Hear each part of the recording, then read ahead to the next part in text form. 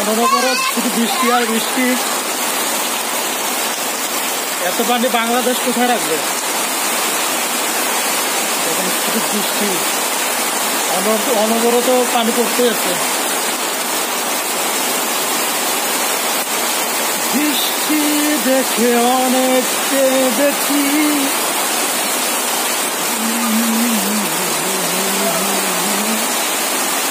ও নাজিফা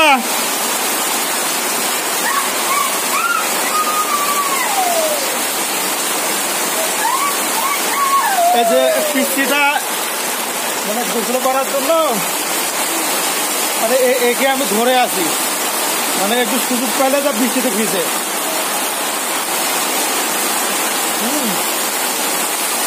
কি খবর? ভিজবা আরো? হ্যাঁ, ভিজে যাবে না,